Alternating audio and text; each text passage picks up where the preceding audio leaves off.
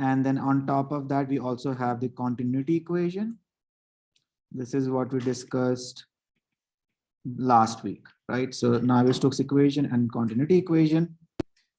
And then we said, well, we now have the continuity equation, Navier-Stokes equation, and the right boundary conditions, but we cannot solve the full problem because that's too complicated. So we started focusing on simplified cases. And the first case we focused on was hydrostatics. That is, we will assume that the velocity is zero everywhere, right? So basically, the simplest problem is when there is no flow. And if there is no flow, the only quantity that we have to solve for is pressure, right? So this is what you did in your homework as well, and what we did in the class, which is we focused on two kinds of problems. One is the buoyancy problem. So in the class, we did the half submerged cube. In your homework, you did a hemisphere and calculated all the surface forces. So note that when we are calculating the surface forces, you only had a pressure force because the shear stress was zero. In these problems, shear stress was zero. You also solved the problem of contact angle in your homework. Okay, so that is, these are the two kinds of problems you have been exposed to in hydrostatics. Then we said, okay, let's start to slightly complicate the things a little bit. And then we started focusing on unidirectional flows. And in unidirectional flows, we took the simplest case of flow between pressure-driven flow between parallel plates, P1 and P2, which is a pressure difference. And we got a parabolic profile. In your homework problem, you also had a plane, one of the plates moving, right? So you had a different boundary condition and you solved the same problem. And again, I want to emphasize that the forces were calculated using this SNDS, or stress vector integrated over the surface. And remember that your stress vector now had both parts. You had a pressure part, and then you had a shear stress part. Okay, so this is what we did. And in unidirectional flow, the important part is only one of the velocities was non-zero. So in unidirectional flows, we only saw in the x direction flow, we only had Vx to be non-zero and Vy was exactly equal to zero. And a consequence of that was dP by dx was constant. Okay, so I want to really emphasize this point because we will discuss this today in context of nearly unidirectional flow. Okay, so unidirectional flow, we only have one velocity, other velocities are zero, dP by dx is constant. And note that's why the governing equation when we derived had a d square Vx by dy square. Okay, so this is what you have done. We did this in class, you also did this in homework. Now, last class we started discussing nearly unidirectional flow. The difference between unidirectional flows and nearly unidirectional flows is that now we have two components of velocities.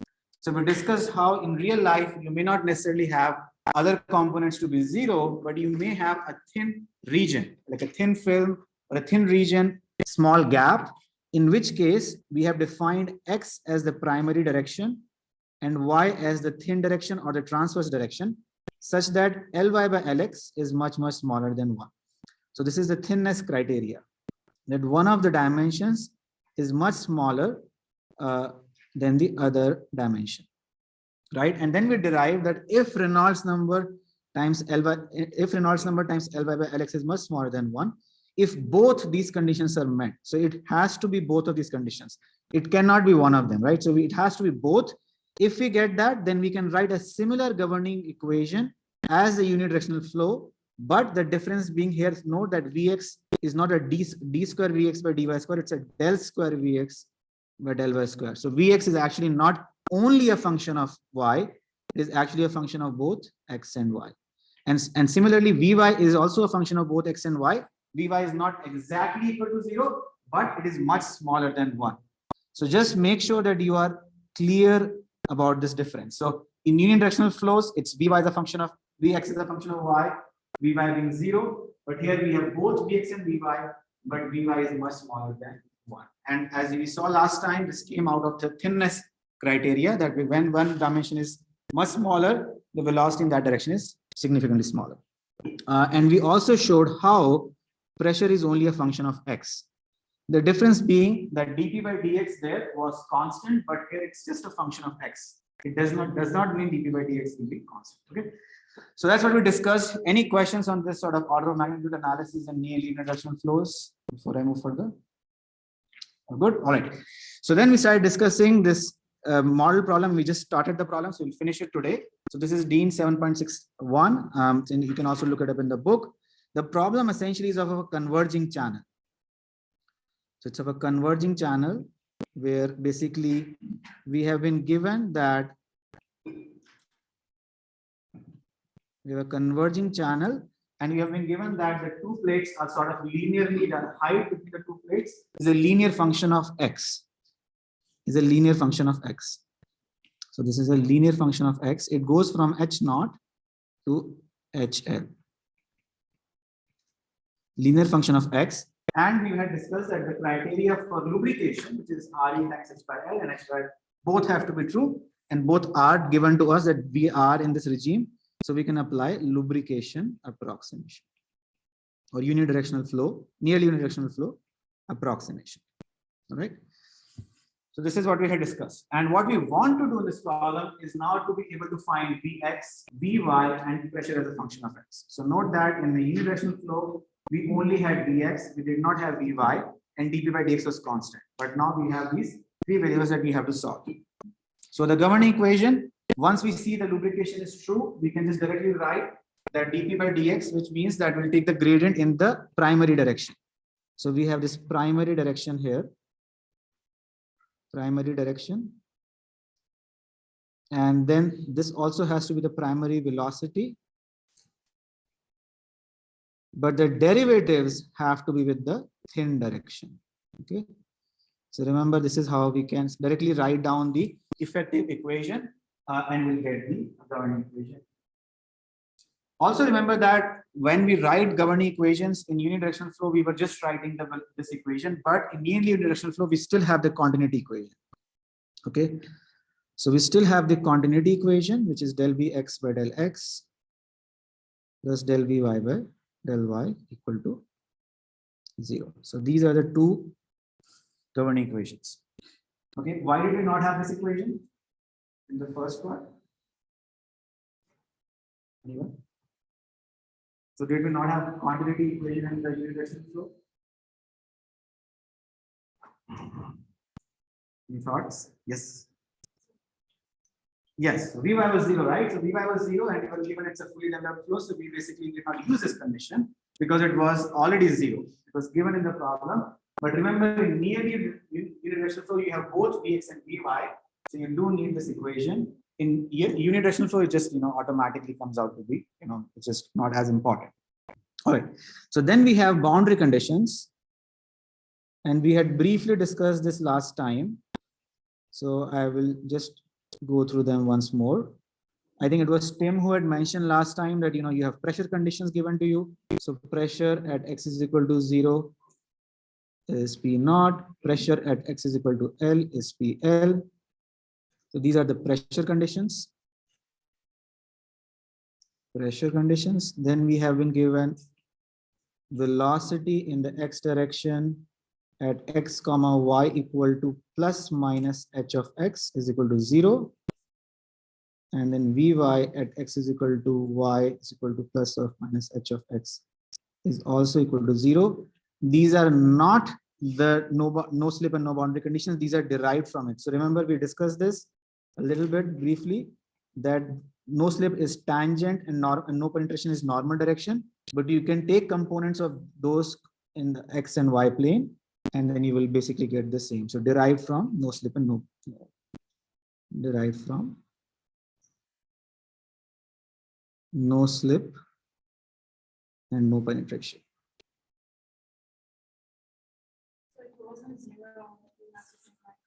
Absolutely correct. Yes, great question. So if let's say if I'm moving the plate, if I'm moving the top plate by velocity u, right? Then I cannot say my Vx is u. That would be incorrect because that's the direction of the parallel of the plate. It's not the I have to take the component in the x direction and then the y direction. And in your one of the problems you will do in your homework, there will be a porous system. So there will be some sort of a leakage, let's say u naught.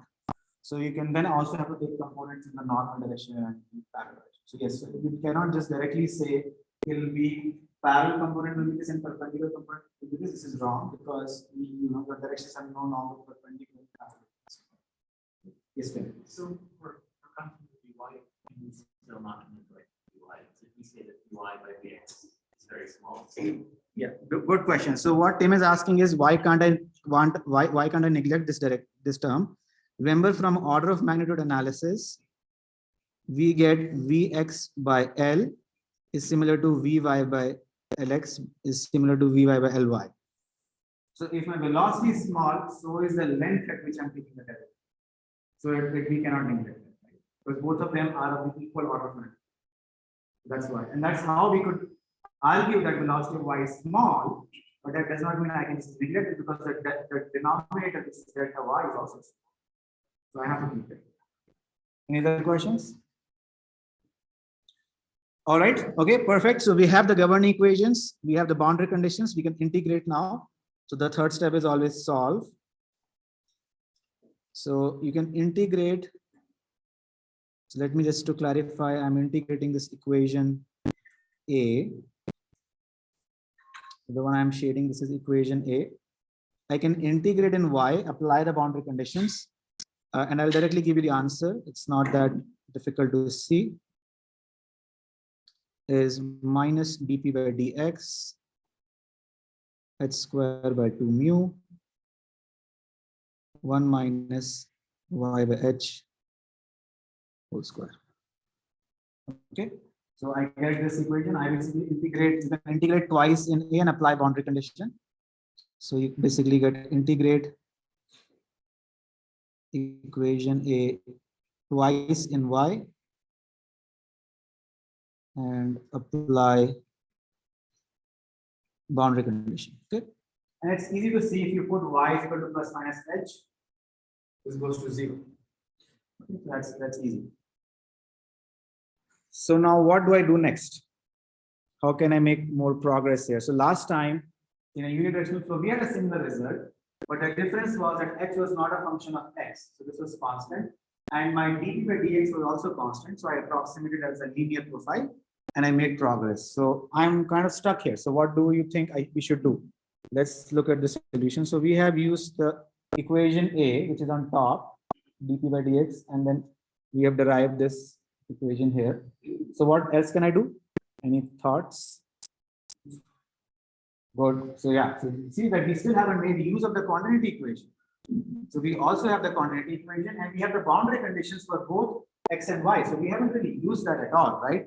So let's do that. So we have the second equation, which is, so del v x by del x plus del v y by del y is equal to 0. This is our continuity equation. Now I know, so this is very critical. A lot of times students say, well, this seems like arbitrary step. Like, how do I rationalize it? So we know this equation. How do I use this equation? Note that we know the velocity of y at the top points, right? I don't know velocity of y. I know the velocity of y at the boundaries. So that's why it's sort of, the equation is suggesting that if I integrate this term in y, then I will get a Vy here and I will get two limits in the ends and I know the values at the end. So what I'm trying to say is, the logic is because of this, I know if we integrate in y,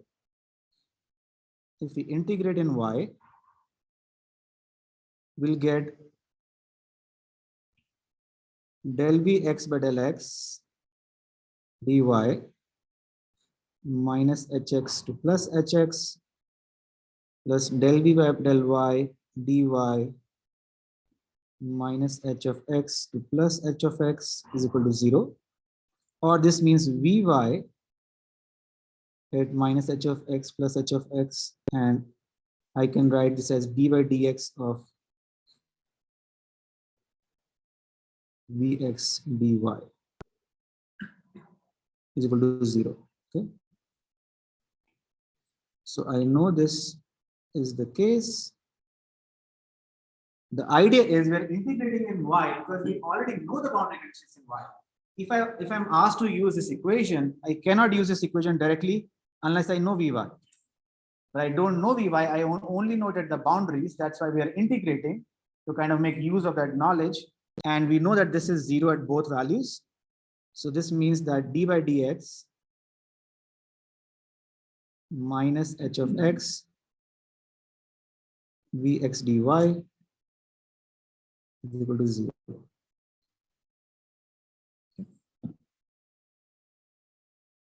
So anybody wants to suggest what does this mean physically? Can I make any physical sense of this equation? I've just written a math formula, What does this mean? So you're close. So yeah, good. So you're close. So you're thinking on the right direction. Is that this is flow rate per unit width? We had discussed this last time for the parallel plate problem. Is that when you have velocity and you integrate in the y direction, you get flow rate per unit width, or flow rate per unit width, and we had referred to as q, right? So this is basically saying dq by dx is equal to 0, or q is some constant value, let's say q naught, constant, right? And in nearly unidirectional flow, this is known as an invariant. Invariant, a parameter that is not changing.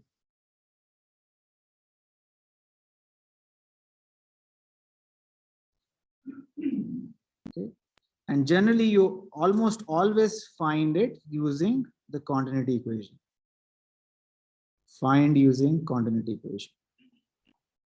So this is the key difference between unidirectional flow and nearly unidirectional flow, is that in unidirectional flow, once you have the equation, you can make progress because you already know that the pressure is linear. But here I cannot do that. So that's why I've introduced this parameter Q naught, which is basically flow rate per unit width, which is constant. Yes.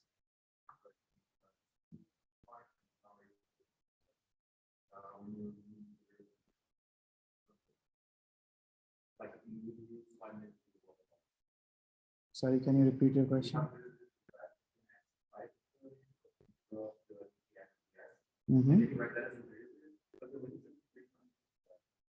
So you're saying, let me think about it. So you're saying that this part is actually del V x by del x. Yes, you're right. So I've probably skipped a step. It works out fine because of the boundary condition. So yeah, let me maybe what Felipe is basically talking about is this. It's a great comment which I skipped earlier here. So it was actually dvx by dy minus h of x, and then this crosses out. But I've directly written this as d by dx of minus h of x into plus h of x vx dy. But there is another step here, which is the boundary terms that come when I'm trying to kind of expand the integral. And this is the Leibniz rule. So maybe we can clarify this sort of in office hour. So good point, Felipe. So I skipped a step here. So essentially, when you're going from this to that step, you basically are using a boundary term. So we have exploited most of the conditions in kind of going from one step to the other. Okay, so that's sort of implicitly done at that step. So we can clarify this further, but essentially there's a small math subtlety here which Felipe is pointing out. And if it's not no slip, then we may have, maybe we will still have it, but you basically have to kind of be careful when you're doing this integral. But another way to look at this is that this is essentially physically also makes sense, right? That if I'm not leaking anything from the system, then we know that the flow rate would be constant from the system. Okay? All right. So we get this solution. So we have basically Q naught is equal to Vx dy minus h of x into plus h of x. And you can integrate this. We know the value of Vx from here. So remember that Vx is minus dp by dx h square by 2 mu 1 minus y by h whole square. And if you do that, you essentially get Q naught to be minus 2 by 3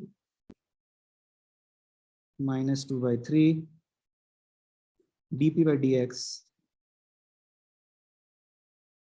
h cubed by mu. So maybe let me move this here.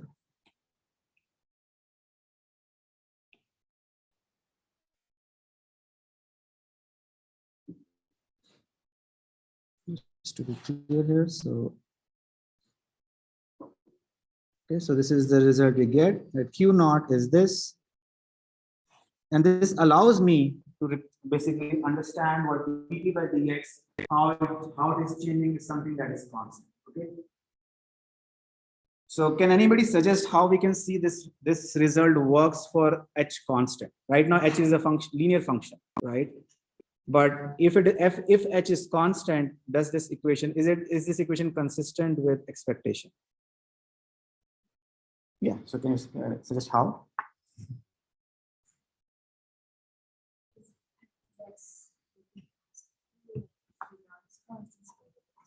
Right. So if F, remember that if we have a unidirectional flow, if my pipe is straight, like there is no shape change, then we know that dp by dx is constant, right? That dp by dx has to stay constant.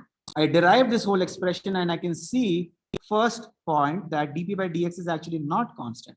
dp by dx is equal to minus 3 by 2 q naught mu, sorry, minus 3 by 2 q naught mu by h cube, right? So if h is changing, dp by dx is changing, right? That makes sense, that because that's what we were saying, that in a linear unidirectional flow, we cannot make that assumption. But when h is constant, dp by dx is constant. So this works out, this is consistent with the unidirectional flow case. And this allows us now to write. So now substitute this in Vx. So essentially replace dp by dx, or rather than substitute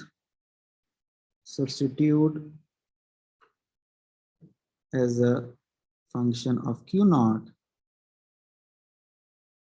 or basically use this to go here. Okay, and you can do that and you will get Vx is equal to 3q by 4 3q by 4h cube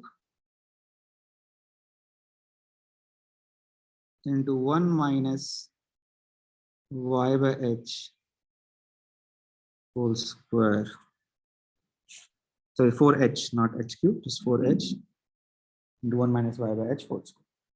So there are some small important things here. Okay, so this is the expression we get, the q naught instead of q naught, function of q naught, 3q naught by 4h by 1 minus y by h whole square. So first, the parabolic profile is preserved, but do you see that there is an additional dependence which comes here, 1 by h. Okay, so that is changing with x. We know that Vx is a function of both x and y. Vx is a function of both x and y because the dependence of h of x comes from through the h of x. Okay, so this is changing with each x. And so you get this expression, it's still parabolic, but now I can really determine the dependence with respect to x and y because q naught is constant. I could not have done at this point. I could not have just used the expression dp by dx because I don't really know what dp by dx is like. dp by dx is changing. So that's why I had to do this continuity equation and come up with this expression. Okay. Yes, please.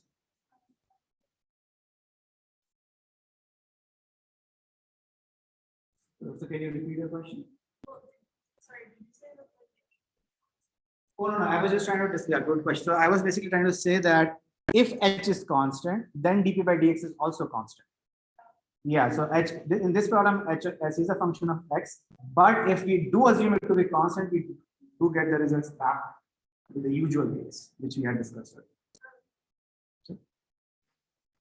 All right, and from here, you can also do, you can essentially utilize continuity equation back again. Now that we have figured out the full expression for Vx, we can substitute this here and integrate in y to get, Vy. And I will just give you this expression for a second just to discuss that. And you will do similar problem in your homework where you will actually calculate all these steps yourself. And the result is 3q naught by 4h into dh by dx y by h whole cube minus y by h minus y by h whole cube.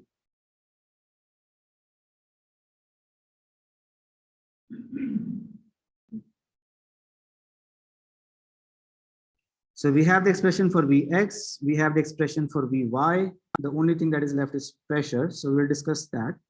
But so I just want to emphasize, first we get the governing equation, boundary conditions. The problem is that we cannot directly integrate because pressure is not known. So we applied continuity equation to get an invariant.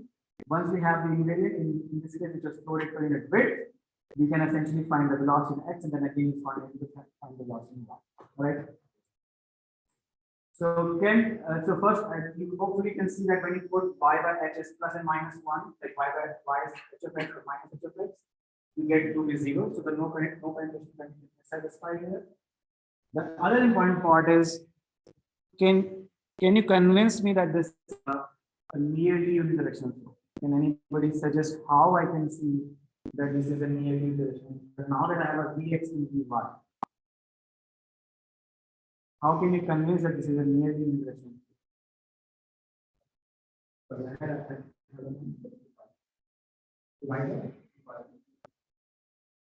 Great, yes. So great suggestion. So the point is that you can divide them. So the whole hallmark of nearly unidirectional flow is that Vy by Vx has to be smaller than 1, right? We know this. This is what we want.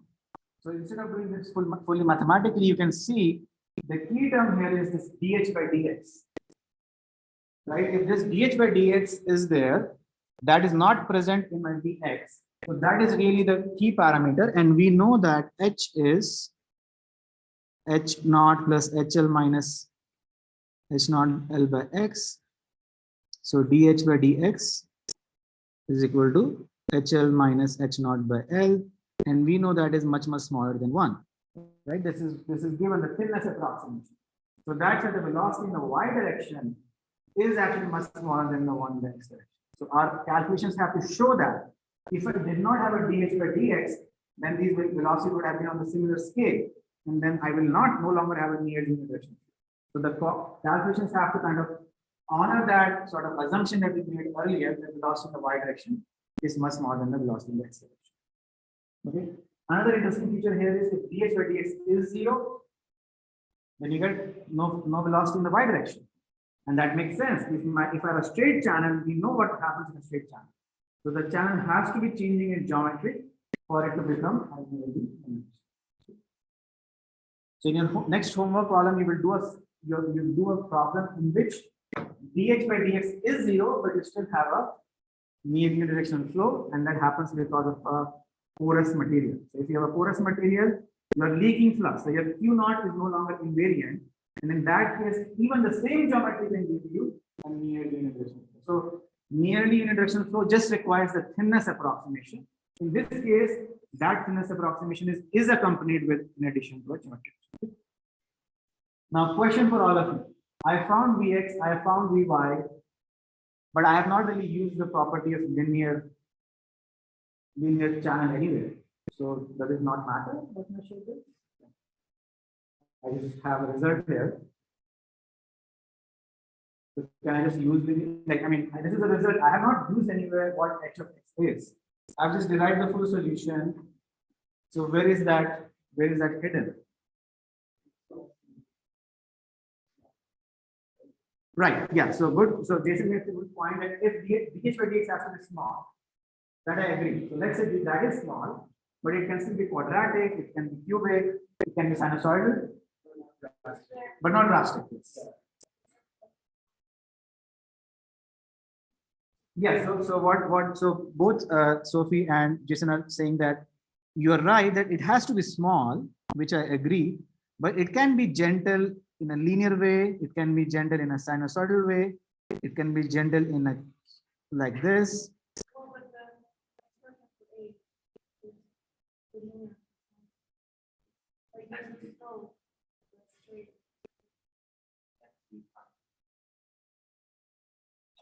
So I think you're all thinking in the right direction. So one thing that we have not really discussed is what is this Q naught?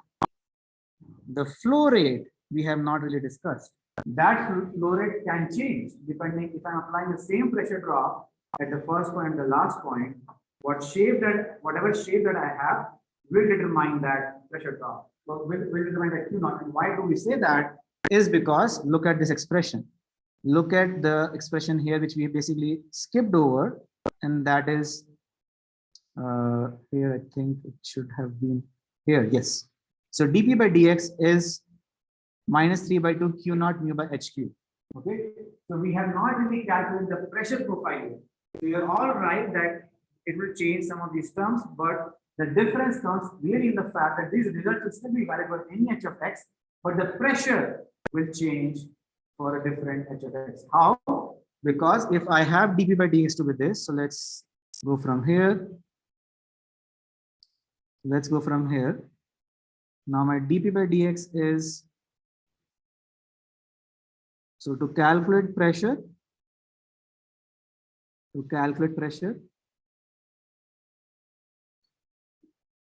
P of x, we will integrate this. Integrate this, and you can say P is minus 3 by 2 Q naught mu by h of x whole cube dx, and you can take the limits from P naught to P and 0 to x. And as you can see here, when you integrate whatever profile you have, linear, quadratic, and so on, will change your pressure. Okay. So remember that the velocity profile may seem sort of agnostic to what your h of x is. That the full profile does come into the Q naught, because Q naught depends on the pressure profile, or the pressure profile depends on. Okay, so that information is hidden inside the fluid. All right, any questions on this? Yes.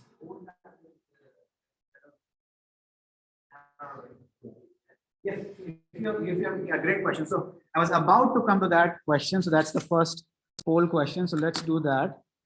So I will come to this in a second. So we have been discussing this problem. So let's do that now. Let's take this poll. So which curve do you think represents the correct pressure profile? A, B, or C? So that's pressure. So pressure is high on the left hand side, and lower on the right hand side.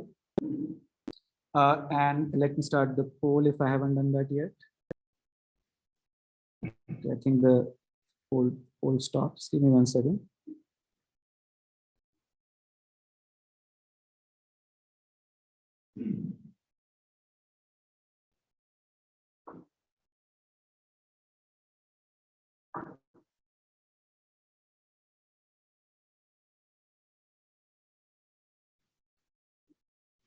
All right, so let's do this now. I don't know why this is showing its progress. Yeah, let's start now.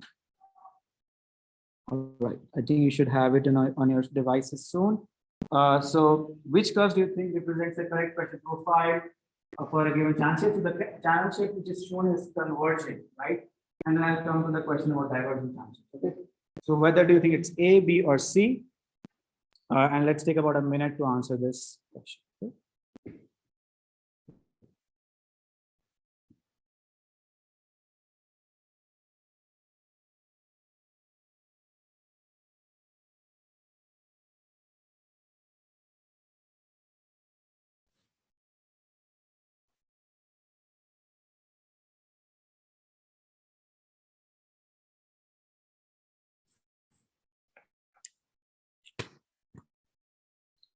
All right, last 15 seconds.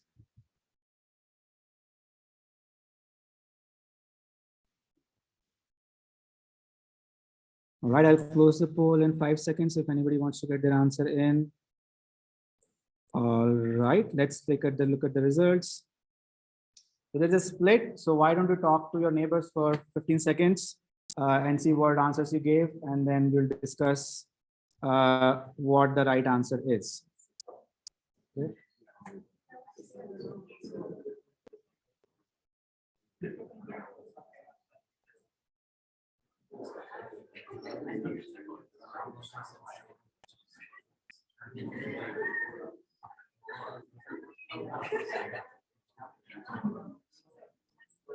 All right, so let's look at the results now. So the correct answer is C. So the correct answer is C, that the pressure drop will actually start to become sharper and sharper in drop. And why is that? You can just look it up here, that pressure drop goes as 1 by HQ. So if my H is smaller, my sharpness of the gradient would actually increase. Okay. So as you can see here, basically this would be, we cannot have a linear profile and the A has a slightly upward, like it's also decreasing the slope. But we want something that is increasing the slope because the H is decreasing in size, right? So that makes sense. And that's where all the information of a H of X is coming, right? If I have a pressure drop, if I have a narrowing channel, it will happen like this. So to answer to your question, if it's a diverging channel, right, it will be sublinear. The slope will start to slowly become less and less straight as you're going along. But let's take another question. What if we have, yes, please, Noah.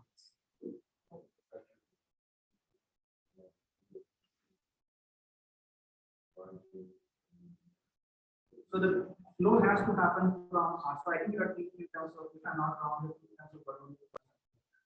We are thinking of a viscous flow. Pressure from a higher pressure has to, flow has to happen from a higher pressure to a lower pressure. You cannot think of it if you are, that's the intuition that you are getting, that converging channel versus, diverging channel. This is not Bernoulli's equation. We're thinking in terms of a viscous flow, where it is possible. This Bernoulli's equation is in this. We will get to that later in the course, but the point being that the pressure has to, the flow has to happen from a higher pressure to a lower pressure for a viscous flow, right? And from the expression we derived, which is dP by dx being minus dq naught by h cube, then we can see that it's a sharp. Okay, makes sense?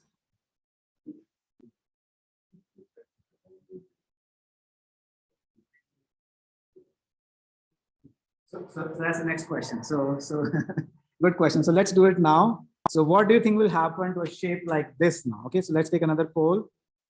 If we have this was what Noah was asking, can I have a weird pressure profile?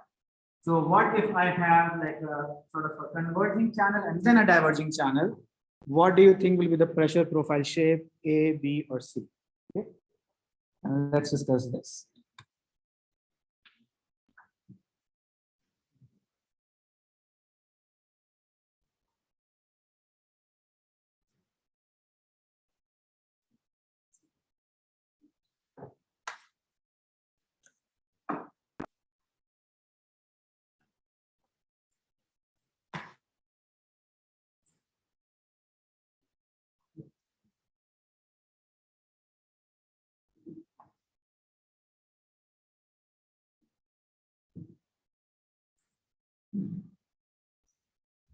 All right, another maybe 15 seconds or so. Please get your answers in.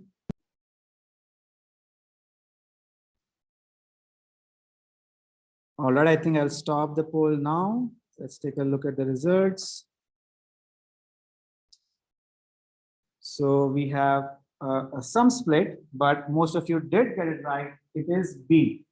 However, I must admit that when I was trying to make the question, I also first thought it is A.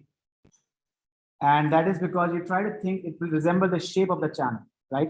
That's what you think because you're kind of like, that's what you think here. Oh, well, it's really going down. But remember that the pressure has to be higher on the left than the right. Otherwise, I have to go in the opposite direction. I cannot really have pressure having these weird profiles because otherwise the flow will start to come from both sides. So pressure has to be higher to lower. What the formula is really telling you is about dP by dx. It is not telling you about pressure itself. It is dP by dx. So the ratio, the rate of change or the slope of the profile is changing. So it starts gently, then it sharpens because we have a narrow path, and then it again starts to relax a little bit. It starts to gently have that pressure. So that's what is happening in the pressure profile. So B is the correct answer. Because of that, in C you can see it's becoming even sharper, which is incorrect because the channel is actually diverging at the end. So that's why you have to see some sort of a cooling off on the slope. Yes.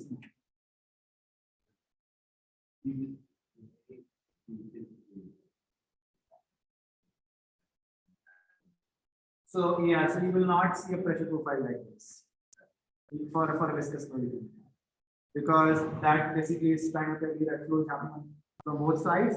So you will not have mass conversion. Right?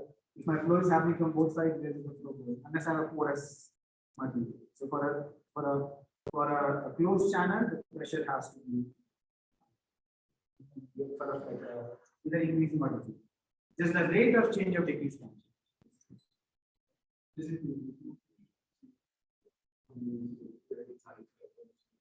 Absolutely, yeah. So if you go further, like if you keep decreasing it further and further and further, that's what will happen is like actually this kind of doing a nose dive and it's like an orifice or something. But I should know that if it's very small, then you may not have the Reynolds number. The Reynolds number will start to also, I think H by N is much smaller, and one has to be also satisfied.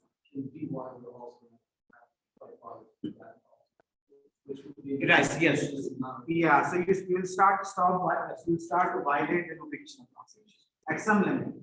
And that depends on the exact parameters. All right. So before we take a break, just a quick another question here. And that's sort of like the idea. I think it was somebody had asked this question. Can you use average velocity? I think that was Tim's question. Was point. I was like, oh well, this looks like average velocity. So can you use average velocity as an invariant for a channel with varying height? So let's just take this quickly because I want to emphasize this point. So can we use average velocity as an invariant for a channel with varying height instead of Q naught? So we use flow rate per unit width. Can I use channel with varying height? Think about it, and then we'll discuss.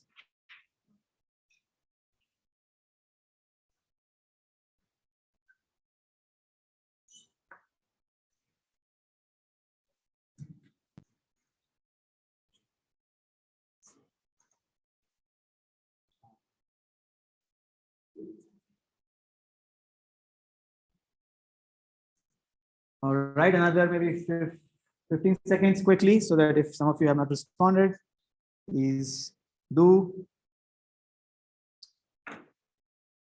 All right, I will end the poll now. And let's look at the answer. So most of you did get it right. We cannot use it. And does anybody want to explain why we cannot use it? Absolutely, right? So your average velocity depends on the local channel height. So remember that we had discussed this last time, that average velocity U bar is Q by 2H of X. So if this is constant, this is actually varying with X. So I cannot use this average velocity as a function or as a invariant. It is changing with X. I want something that is not changing. Okay. So we saw for the first example for lubrication flow, where basically we had one velocity dominant over the other. We proceeded similarly, but at one step we used this invariant to calculate all the profiles, and we got the answers for Vx, Vy, and a pressure of X. In your homework problem, what you will do is something which is like a sinusoidal varying geometry like this. So you have done a straight pipe in your undergrad likely, but you may not have done like a sinusoidally varying pipe, and you'll see how it impacts everything, how the normal velocity changes and so on. And then in the next part of the class today, we'll focus on force balance. That is something we have not discussed. How force balance become more complicated because now I have irregular geometry, and so we'll discuss that. So let's take a break for 5 minutes. Let's resume at 12:55. Okay, so let's start at 12:55.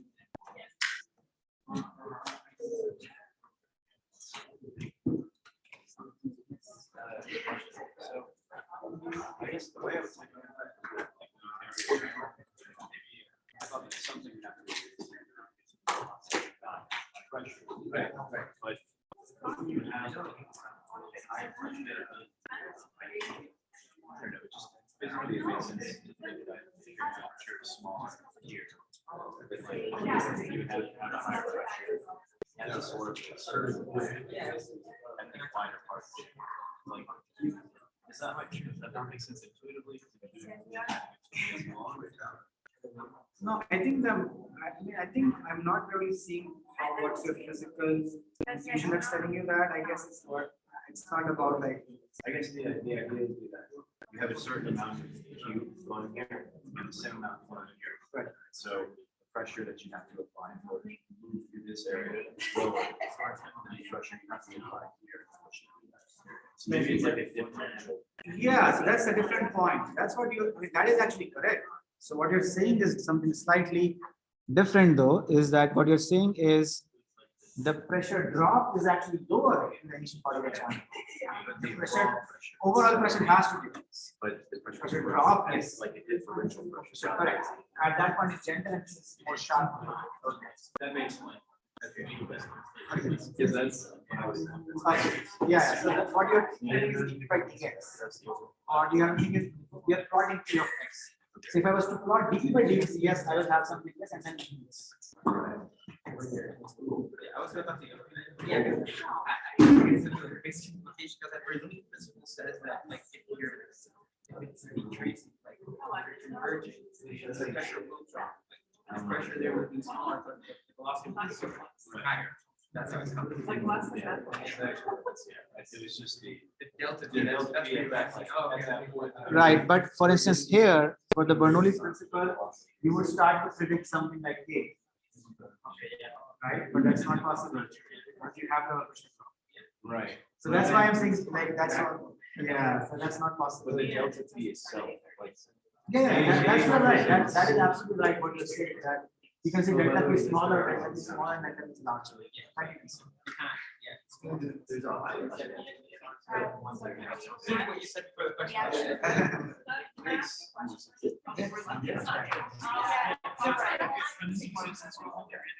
Talking about like like say we have a differently shaped panel, but like the height of the sort of slice, you can say we get the same. How do you find that that's? Sort of like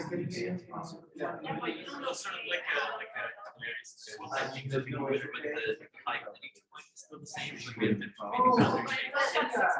Yeah, because height is the same. So basically what you're saying is It's like if you sort of deform your wall to your height. yeah, so you're saying that it's like a Yeah, so like for that, we can let your curve on this platform, maybe the same as your curve. We only care about the height. But not really you do care about the shape, right? What's the question from? You do care about it. So I think let me put it this way. Like you're saying, like, symmetrically, two guys that are Yeah, kind of like this. So what I think you're saying is or even like similar for like the if we say we had one that was just like this one is here and we only care about the profile that would just change your but your price would still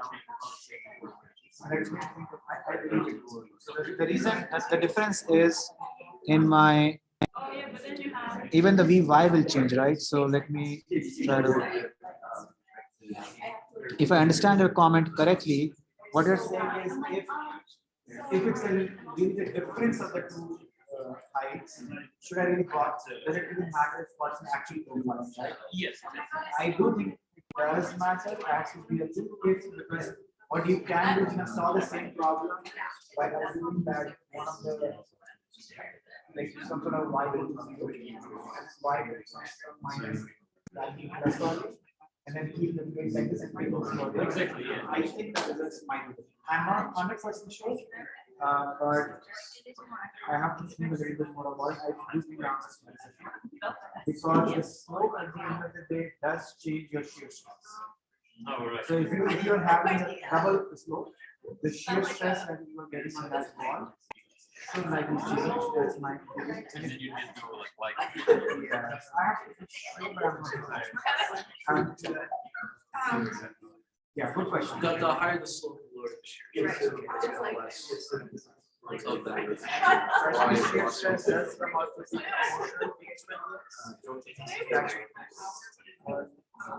I think that we may have to be a little bit careful what happens here. Pressure is a function of dm by dx. Shear stress is a function of dx by dx. And it's not Velocity, the velocity would increase as the yeah, slope it's a would couple change. problems, so I don't have to get it at the right strength, but my guess is it will likely Depend on the. I think depending on what you're doing. So if you're seeing the floor is good, then if I have higher height, you can get or like this like this, and then velocity will be like but that is but you may say, but I'm not getting the full. Yeah, pressure drops in the same or something like that. So it's not as trivial, I would say. For the squiggles, what is average out? Because you have like. since those are. Well, like where you could use the average velocity. Also, it doesn't. It doesn't average out. Well, are they gonna say like It's not sort of like that next. So what? well, I guess sort of related to like I should say the like equal phase, right? So your height Yeah. between them is constant. Yeah. And then just treat them as like a flat. Yeah, like if it's. You cannot. No. Because you will have some radial component you never had. So we will ask you to do some of this.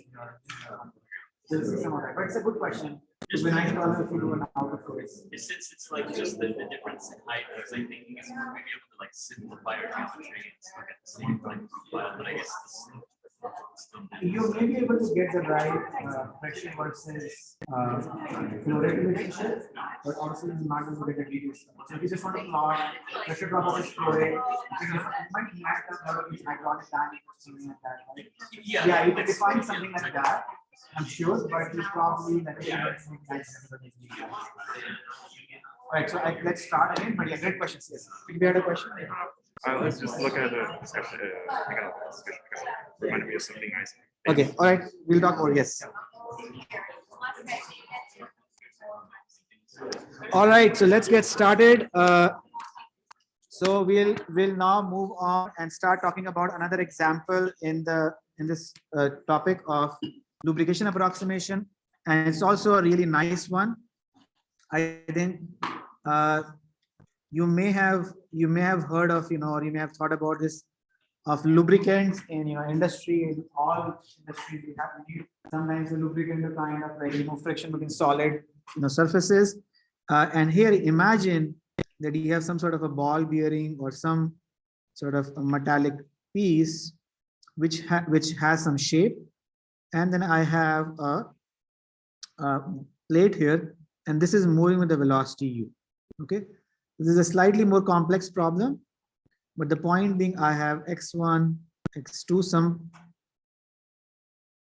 pressure P1, P2, and the fluid is flowing between this.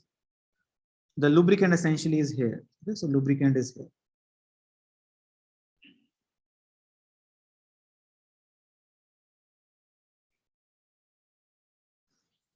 So the point is that there's some sort of a solid ball bearing which is sort of, and there's a bottom that is sliding, and so this ball bearing is sort of like the lubricant in between. Okay? And what we want to find out is what is the force that this lubricant will apply on the ball bearing. We will not do this in the class, but in the homework problems, in the next homework you will see is that you will want to understand, can I support the weight? So this lubricant should be able to support the weight, right? Otherwise it will go and touch the surface. So you want this system, something is sliding in the bottom. You don't want this P1 and P2, so this sort of ball bearing will come down and hit us. So this layer of liquid lubricant needs to support this ball bearing, the weight of the ball bearing. And how will it support the weight of the ball bearing? We are applying a force. And that force has, if you want to calculate that force on the top system. Okay. So that's sort of the idea. Now, remember, I will define a different coordinate system here. Instead of center, I will say y is equal to xy like this, and this is h of x, just like before. And I want to really understand how much force I am applying on this solid object. Okay. In your homework problem, you will see you will have an air hockey. So you might have played air hockey, and that has some sort of a perforated air which supports the weight. And so you will calculate how much weight you can support using sort of some fluid calculation.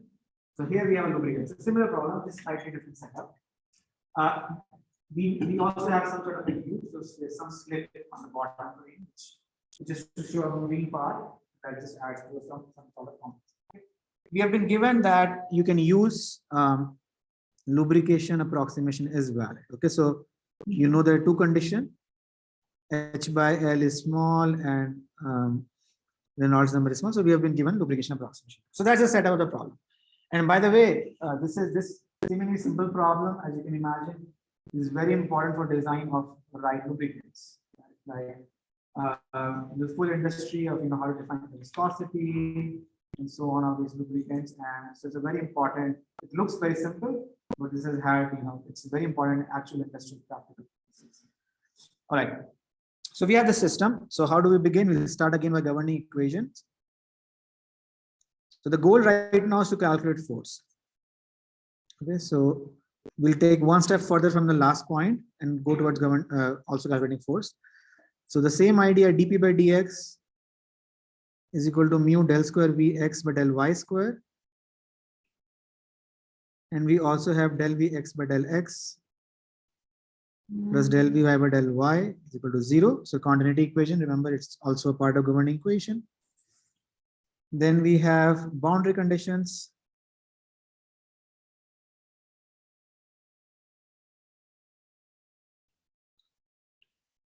So here is an important part. Note that, and I will do this a little quickly so that hopefully you can also follow, is that on the top surface, I will have no penetration and no slip. It is curved, right?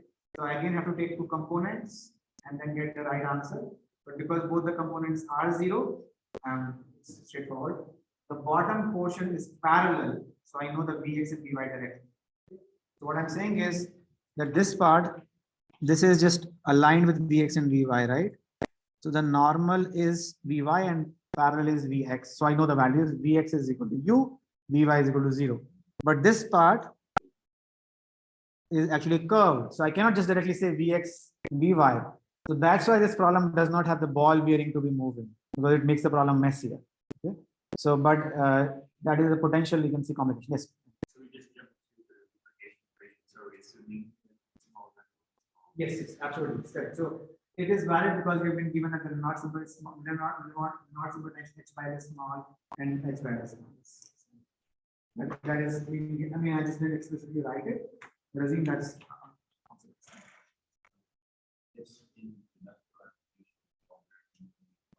correct. Yeah. So we can absolutely solve that problem, but it's going to be much more difficult. So just for simplifying the problem for now, you can do this, but you can absolutely solve the problem when the ball bearing is moving at the bottom. But you can imagine if this is moving, let's say some sort of a velocity u, then you will have some components here, and then you will have to take these components, and those components are changing with location. The slope is changing, so that just makes the problem much harder. So that's why we do the simpler one, but you can definitely do a more complex one. It's possible, just a little bit more messy. All right. So we get, so I'll just directly write Vx at x comma 0 is u, no slip. And then Vy at x comma 0 is equal to 0, no penetration. And then Vx x comma h of x is equal to 0 and Vy x comma h of x is equal to 0. And these are derived from no slip. Derived from no slip and no penetration.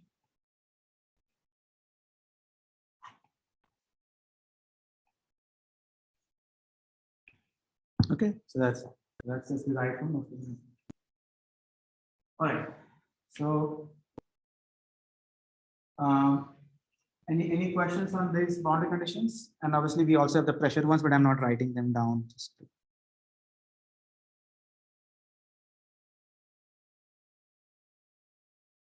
So just some values, pressure P1. Any questions on these boundary conditions and boundary? That's clear. Also, we can assume that the flow rate per unit width is Q, just to, because we will use this again.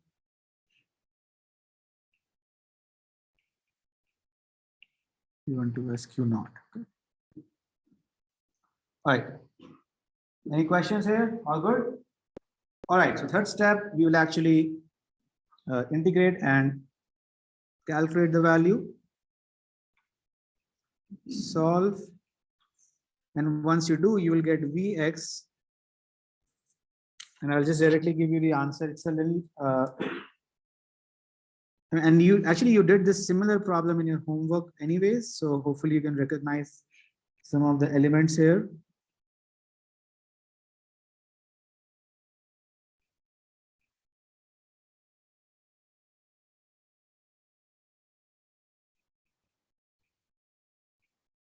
And I just want to emphasize all of these are h of x. Okay.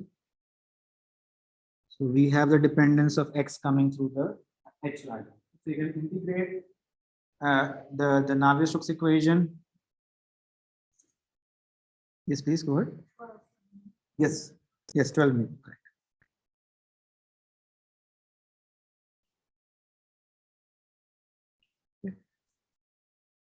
Integrate the Vx equation and you will get this value. So So as you can, I mean, this is similar to the Kumho problem, right? There's a parabolic part, or sort of like a parabolic-like part, and quadratic part, and then there's a linear part because of this. You get that. Now, again, the problem is we are stuck, right? We are stuck because any questions here? Any questions? All good? Okay. And you can check if you put y by h to be, if we put y to be 0, you get u. If you put y by h to be 1, you get 0. So it is satisfying the boundary conditions. And at this point, we cannot make more progress. Again, why? We do not know the pressure drop. We don't know the pressure drop. So we cannot make any progress. And so again, we introduce invariant. Invariant. And that is in this problem will also be Q naught or flow rate per unit width. And I'm skipping a some of the steps. It's just a little long to do that, but I will just give you the result that Q naught comes out to be UH by 2 minus H cube by 12 mu dP by dx. And once you substitute dP by dx, substitute dP by dx into here, back here, you will get Vx to be U times 1 minus 4 times y by h plus 3 y by h whole square plus 6q by h y by h minus y by h whole square. Right. So I realize this is a lot of math I've written here without really going through that, but this is just a few integrations. Takes 10 minutes or so to kind of work through it, but you will get these answers. Once you sit down and do this, basically integrated first, get the pressure in terms of pressure and Q naught. So this is Q naught, not Q naught, and get it in terms of invariant, and we get this. Okay. This is just some few things you can do, and you can use continuity equation to also get. You can use continuity to get Vy. Okay.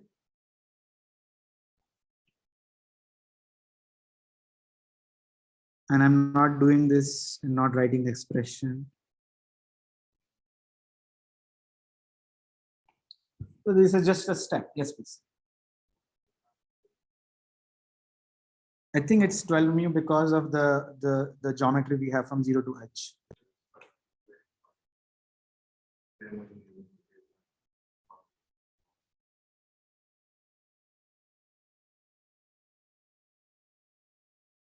So I believe this should be fine, but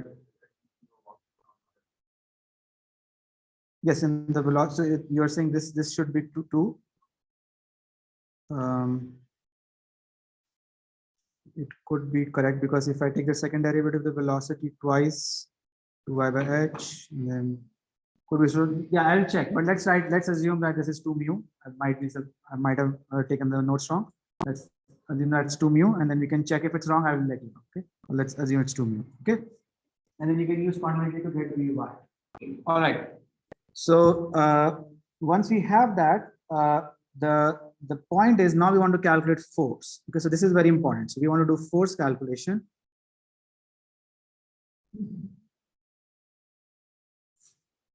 All right. So for force calculation, basically the whole idea is we want to use force. We want to use Sn ds. Okay, so Sn ds. Now I need input from all of you. How do I start about getting Sn ds in this part? So we have these equations. We solve for Vx. We can solve for Vx in terms of Q naught. We can get Vy. Let's assume we have all of that. Then how do I get S of n? So to get stress vector, from stress tensor. You have two parts, one is the normal and one is the stress tensor. So that's what Tim is suggesting. So Tim is saying, well, really this is two parts, S of n is equal to n dot sigma. Okay, that's what I'm saying. He's saying, well, we should evaluate that part. So can someone suggest how do I evaluate the normal? How do I get the normal for this shape? Yes. Right. Yes, so it is going to change, but how do I get that? Absolutely. Remember this, we discussed this in the first part of the course. We define a shape function, right?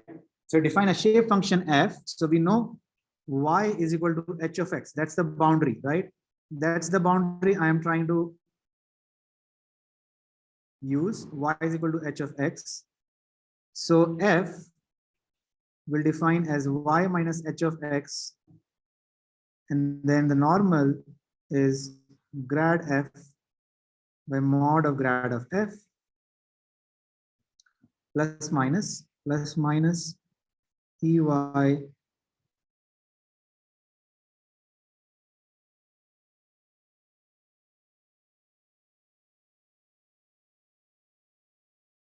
this is what I get as the answer, right? So this is, we know. So now we know if it is h of x is changing, my normal is also changing naturally. If dh by dx is 0, normal is also always ey, right?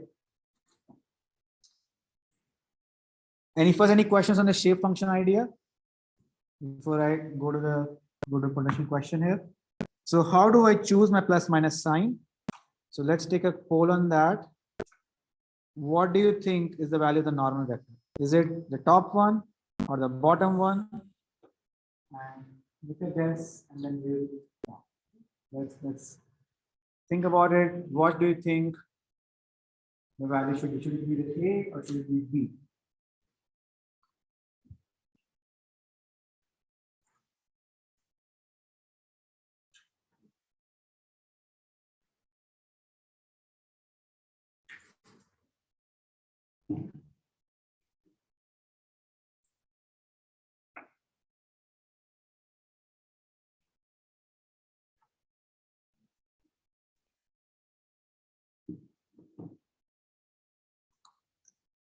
All right, maybe another 10 seconds or so.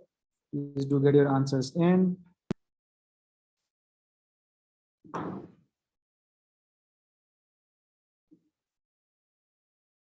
All right, I'll close the poll now.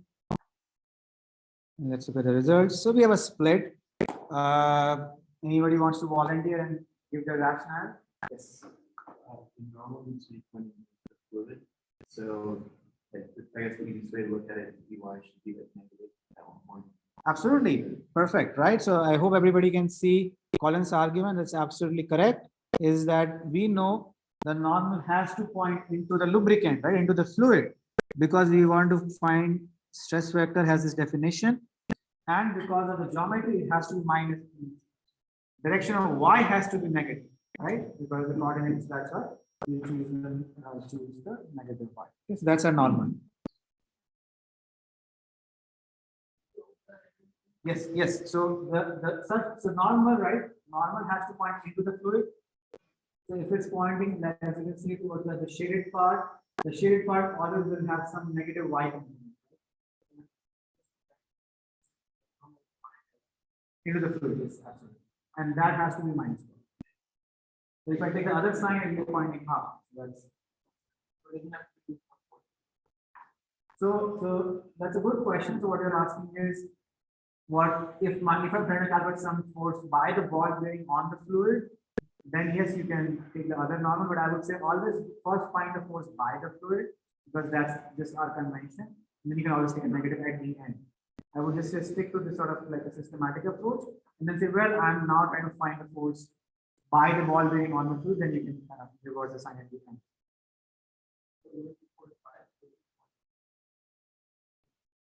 So great question. So you're asking about the force. And I'm talking about the normal vector. So what you're saying is what happens to S dot in the S. So we have to solve that. We haven't done that yet. We're just finding the n part. You still have to find sigma and n dot sigma, the full problem. So don't get confused. The normal is just a convention. Still pointing into the fluid, and that's it. Force has to work out at the end. Yes, so good. So the physical intuition is correct. But the force should be trying to push it upwards. So we'll talk about that. But yeah, good question. Yes, please.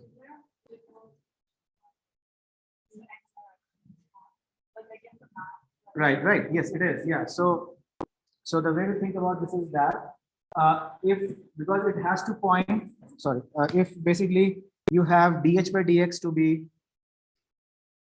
let's imagine in this part, right?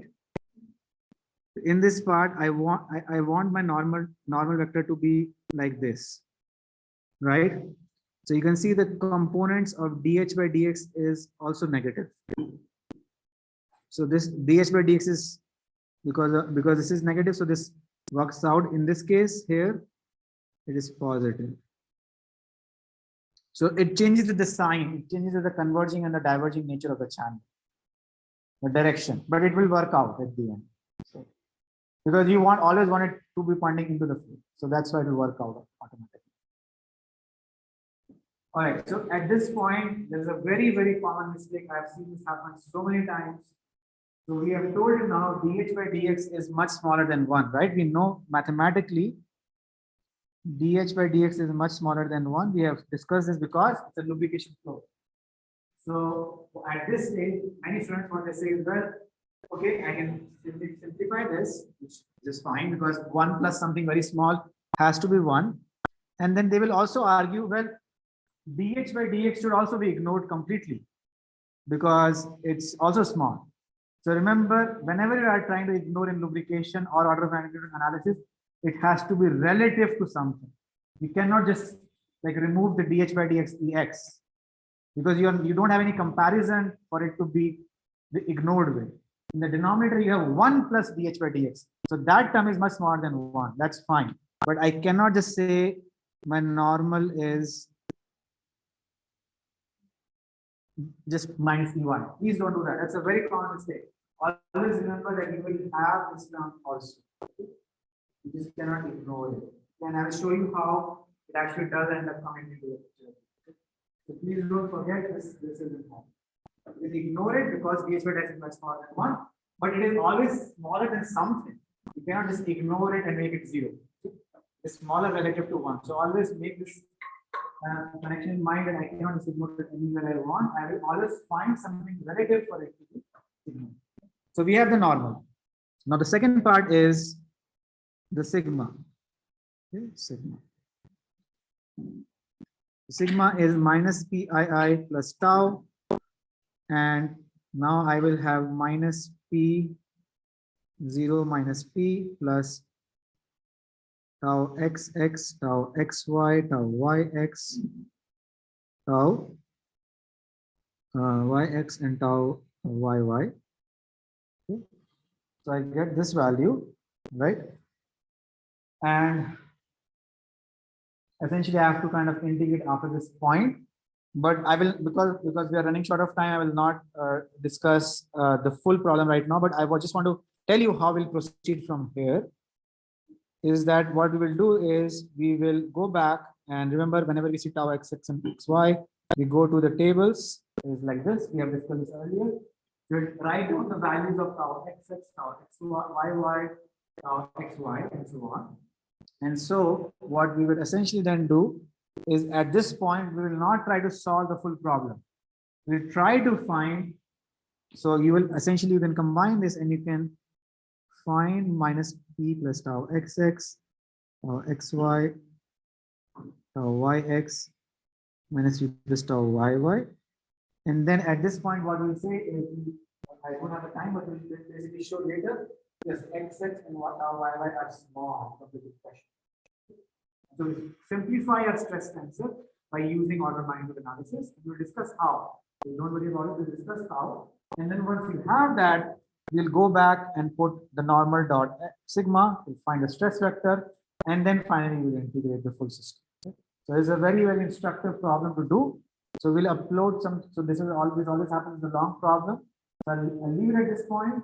We'll upload like a 10 to 12-minute video just to kind of go on from here and show you all the steps, every single step, and then that will show you how to get the final steps. Okay, and we'll basically solve the problem without assuming any geometry.